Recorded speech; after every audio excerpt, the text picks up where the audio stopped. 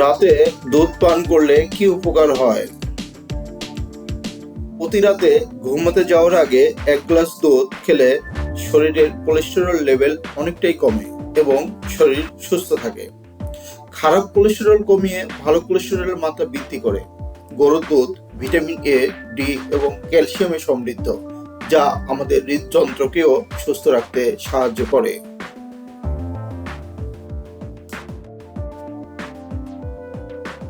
কিভাবে দুধ পান করা উচিত?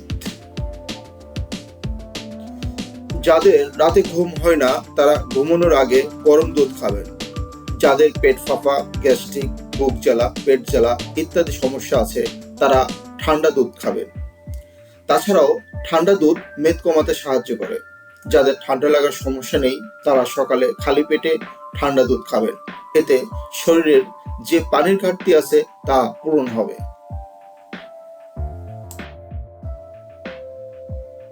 দুধ পানের সঠিক সময় কখন? আসলে পুষ্টি পেতে প্রতিদিনই দুধ পান করা ভালো। দুধে রয়েছে protein, vitamin A, B1, B2, B12, D ও পটাশিয়াম। এছাড়া এতে রয়েছে ক্যালসিয়াম। এটি হাড়কে সুরক্ষিত রাখতে জরুরি। তবে দুধ খাওয়ার সঠিক সময় নিয়ে অনেকের মধ্যে বিভ্রান্তি রয়েছে। অনেকের মতে প্রয়োজন অনুসারে যে কোনো সময় দুধ পান করা যায়, আবার অনেকে বলে দুধ পানের সঠিক সময় হলো বিকেল বা রাত। প্রতিদিন কতটুকু দুধ পান জরুরি? দুধ শুধু পান করলেই হয় না, বয়স অনুযায়ী কতটুকু দুধ খাওয়া প্রয়োজন সে বিষয়টিও জানা জরুরি।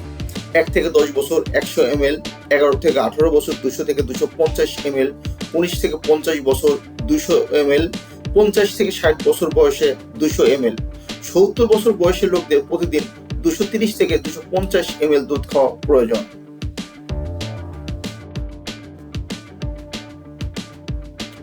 অতিরিক্ত দুধ পান করলে কি হয়? হজম হতে সময় নেয়, বেশি খেলে পেট ফুলে যায়, বমি ভাব তৈরি হয়, শরীরে অস্বস্তি দেখা দেয়, ধীরে ধীরে হজম শক্তি একেবারে নষ্ট করে দিতে পারে দুধ।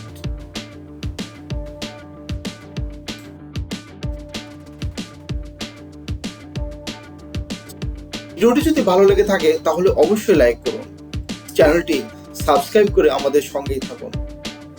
ধন্যবাদ।